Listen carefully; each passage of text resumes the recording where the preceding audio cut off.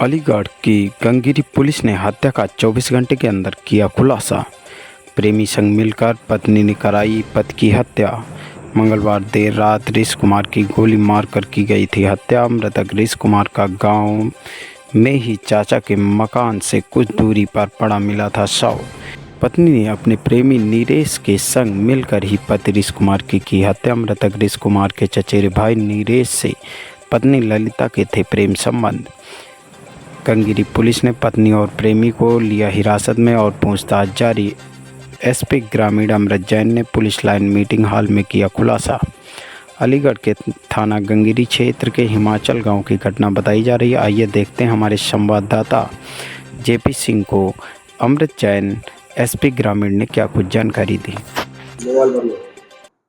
देखिए, 17 जून को देर रात को और 18 जून की सुबह थाना गंगगिरी क्षेत्र से ये सूचना प्राप्त हुई कि एक ऋषि नाम का व्यक्ति अपने ही गांव में उसका एक शव बरामद हुआ है। इस सूचना के आधार पर स्थानीय पुलिस ने संज्ञान लेते हुए तुरंत ही फील्ड यूनिट के साथ मौके पर पहुंच के घटनास्थल को सुरक्षित किया, महत्वपूर्ण साक्ष्यों का संकलन किया। घटना का सफल अनावरण हेतु 3 टीमों का गठन किया। सभी वरिष्ठ अधिकारियों द्वारा मौका का मुआयना किया गया और सीओ साहब के निर्देशन में और ग्रामीण क्रिमिनल इंटेलिजेंस विंग की सहायता से और एसओ गंगगिरी के नेतृत्व में कई टीमों का गठन किया गया। इन टीमों ने बेहद ही सराहनीय कार्य करते हुए मात्र 24 घंटे के अंदर ही इस मर्डर का सफल अनावरण किया है और आज इन दोनों मुख्य आरोपियों को महत्वपूर्ण साक्ष्यों के संकलन के बाद आला कत्ल के बरामदगी के बाद न्यायिक अभिरक्षा में जेल भेजा जाए। क्या वजह रही? देखिए, जो 18 जून की सुबह हमें सूचना प्राप्त हुई थी उसके बाद जब टीमों ने इसमें छानबीन शुरू की, सारे साक्ष्यों का संकलन किया, तो ये निकल के आया कि मृतक जिसका नाम ऋषि था, उसकी पत्नी जिसका नाम ललिता देवी था, उसका अवैध संबंध मृतक के ही चाचा के बेटे नीरेश से था पिछले कई समय से। तो इस बात का पता मृतक को चल गया था और इस बात के चलते मृतक की अपनी पत्नी से भी नोकझोंक हुई और जब उसने नीरेश को बताया तो नीरेश से भी इसकी इस बात पे कहासुनी हुई। तो 17 जून की रात को नीरेश शराब पीने के बहाने इसको ले गया और देर रात 1 बजे के आसपास, जो कि 18 जून की सुबह हो जाती है, उस समय उसने गोली मार के पीछे से मृतक की ऋषि की हत्या कर दी।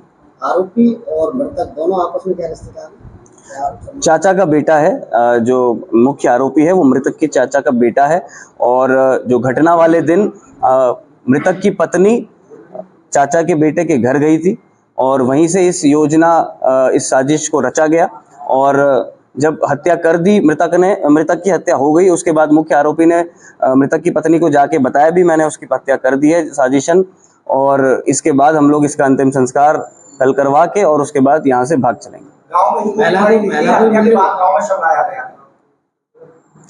एक बार वापस मैं आपको एक बार फिर से मैं ब्रीफ कर देता हूँ, बहुत छोटी सी इसमें प्लानिंग थी। जब 17 की रात को इनकी आपस में नोक झोंक हुई तो फिर जो दोनों मुख्य आरोपी है, इन्होंने आपस में साजिशन, यह पूरी घटना जो है इसको प्लान किया और दोनों ही घर, मृतक का घर और मृतक के चाचा का घर जहाँ पे नीरेश रहता है, दोनों ही उसी गांव में है।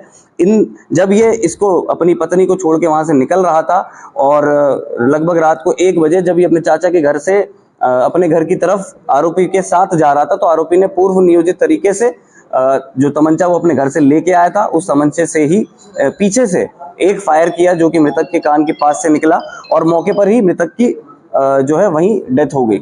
इस बात की सूचना उसने और किसी को नहीं दी, सिर्फ मृतक की पत्नी को वापस, जो कि उसी के घर में रह रही थी, चाचा के घर में ही रह रही थी उस समय, उसको वो सूचना भी दी।